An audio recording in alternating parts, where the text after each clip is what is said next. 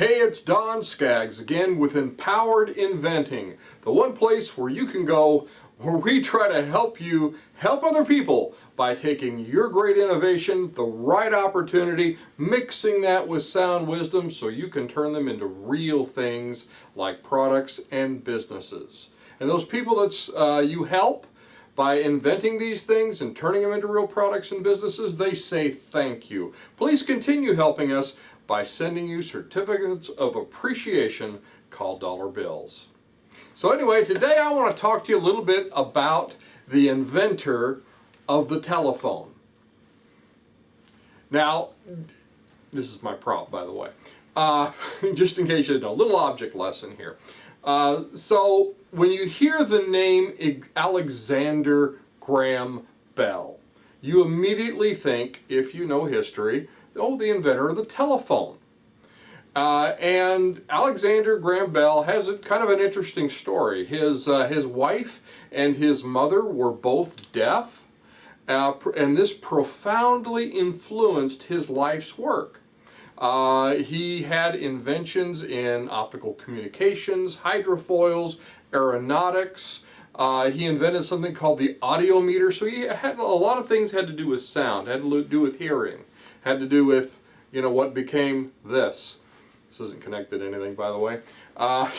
So he went on and invented the telephone, although there is some debate on whether or not he was the first one to make it to the patent office. And that's been kind of hotly debated and ever since, you know, back in the late 1800s when all this was happening. And actually on August the 10th, 1876, the world's first long-distance phone call, well, it was 8 miles, but, you know, hey, for then, that was long distance. The first long-distance call of 8 miles was actually made. And we've portrayed a lot of inventors in history through one of our programs called Inventor Entrepreneur Night at the Movies. If you've not checked those out, you can on our website, kyinventors.org or empoweredinventing.com.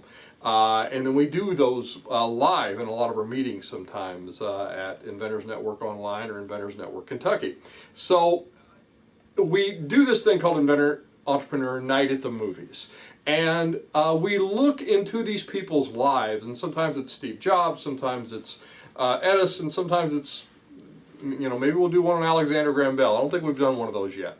So anyway, Alexander Graham Bell is kind of an interesting story, as I said. And when we look at all these people's lives, we see one usually, well, we always see actually a common thread, and that is these people end up, you know, they're human beings just like us.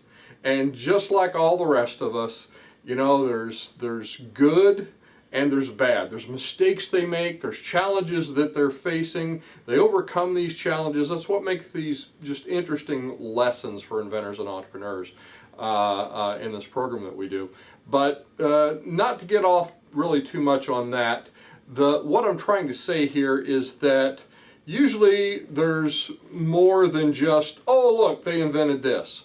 They had a much broader life, and we examine a lot of that. Sometimes they make mistakes, sometimes they do good things, sometimes they do bad things. Sometimes they have wild successes, like the telephone, hello. And then sometimes they have failures, and nearly all of them have some degree of failure. And the same was true with Alexander Graham Bell. I'm going to get rid of this. By the way, I have a niece that grew up after the year 2000, and she saw this type of a telephone in a TV show one time. She looked at her mom and she said, "Mom, why does that phone have a tail?" So anyway, I thought that was funny. So anyhow, the Alexander Graham Bell had a lot of successes, but he did not invent the word hello. You ever wondered where that word came from? He actually instead introduced the briefly popular telephone greeting of ahoy hoy. I know it sounds weird, right? but that was his preferred way to answer the phone. And it was actually derived from the Dutch hoi, H-O-I, hello, which means hello, or ahoy, which is a nautical term that they still use for hailing ships. You might hear in some old movies that had to do with ships, they'd go ahoy matey, or maybe a pirate movie or something, they'd talk about that. But that's where that word came from. But he said, that's how we're going to answer the phone. I invented the phone, and that's how we're going to answer. We're going to answer it ahoy, ahoy, ahoy, ahoy. And it actually caught on a little bit for a very short period of time, and then it got replaced with hello. And Edison is actually responsible for it becoming more popular than the word ahoy. Edison did not invent hello either, but he did popularize it, and he beating out ahoy, ahoy hoy, I guess is what they used to say. So anyway, what can we learn from this? A little bit of a history lesson, but you know, as I always like to do in these videos, I want to pull what can we actually learn from this. Well, one thing is, just because you have a home run in one thing does not guarantee that you're going to have a home run in the next thing. And I see this with a lot of businesses. I see it with entrepreneurs. I see it with a lot of inventors. They'll like be wildly successful with something, and they'll you know, for lack of a better term, sometimes we get drunk on our own success, and we think, well, I was successful at this, so surely the next whatever thing I do, it doesn't really matter what it is, next whatever thing I do, yeah, it'll be successful too. And a lot of times it's not. And you know, sometimes we don't learn the lessons we learned the first time. One of those being that sometimes we really didn't succeed. We just survived all of these failures that we had muddled through. We finally got to a success, and we were just standing on top of the pile of all the failures that we survived. And that's not a bad thing. That is how most of us get to where we are. So I've seen this in companies. I've seen this with inventors. I've seen this with entrepreneurs. You don't want to do that. Just because you got successful at one thing, and everybody looks to you as, oh, that's the person who's really made it. And unless you take those lessons with you, and here again, that comes with the wisdom part. And don't think, well, just because I was successful at this, I want to be successful at this over here too. Go in it with the same mindset of, okay, I'm starting here from ground zero all over again. Now I've got a leg up in a lot of areas because I've had more experience. I've gained more wisdom. You know, I'm bringing these other things to the table I didn't have before, but that doesn't guarantee a slam dunk.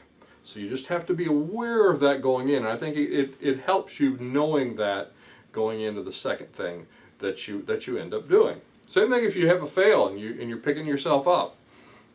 You take what you learned and you move on to the next thing. What else can we learn from this? Well, just because you like something, a certain aspect, I would imagine Alexander Graham Bell was in love with the word ahoy hoy. He wanted to be, that was one of the legacies I'm sure he was wanting to leave. And now it's basically unheard of. I think even The Simpsons might have done a little line on it, a little reference to it one time at some point. But just Google it. You'll know what I'm talking about. But anyway, just because you like something. Maybe you have a certain aspect of, oh yes, it has to have this. My product has to have this. It just does. It has to have, I'm sorry, I don't care if anybody else doesn't like it. It has to have this. Well, if nobody likes it, guess what? Maybe people aren't going to buy it because they don't like that aspect of it. Or maybe that aspect of it isn't going to help sell the product. It isn't going to help you. Just because you like it, and here again, this goes back to the original thing I say at the beginning of every one of these videos, you're helping other people. And if you're helping other people, guess what? They like it. Oh yes, this solves my problem. Oh yes, I really do like how this thing works. I really do like how this thing functions. I really do like how this thing looks. And just because you like it, is immaterial. What matters is, do those people you're helping, do they like it? Now, another thing is that the better fit generally always wins. And there's to tell what I mean with that, let's go back to ahoy hoy versus hello. Edison liked hello for a very practical reason. He said it was because it was easily heard and distinguished from other words. Now think about this. Early days of the telephone. You've got people trying to, let me get my prop again. You got people trying to make calls and you know, it's not like it is today. It's not like it was 50 years ago even. You know, you got a long distance line. It was hard to hear. This was the early days of telephones. Sound was not all that great. So, you know, people were like having a real difficult time trying to communicate. So they needed words that would sound very, very distinct. And Edison knew that hello would get across and people would understand it over, you know, these early garbled lines a lot better than ahoy hoy. So those bad long distance calls, they could hear them. Plus, hello was just shorter. So what is your market like or not like when you're doing a small test? If you can make a small lot of these things and take them to a flea market or take them to a small venue or take them to a small virtual venue, then and do a small test, it'll be very, very telling on what the fit is and what the fit is not, especially when you see people interacting with your product. So lastly, even when we bomb, we can always move forward to succeed. And this is very true with just so many things. Doesn't matter if you're an inventor, doesn't matter if you're an entrepreneur.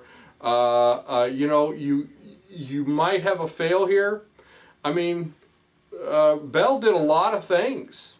It wasn't just the phone. He's known for the phone, but he did a lot of things. Some of them may have been more popular than other. He actually developed something to help locate icebergs. He actually came up with a technology was an early precursor to magnetic tape recording. Now you think how advanced that was. Probably so ahead of its time it didn't really catch on until after his life was over. But he made an impact. And he might even have considered that as a bomb. So anyway, just remember, if you bomb, move on. You might move on to the next 21st century version of the telephone.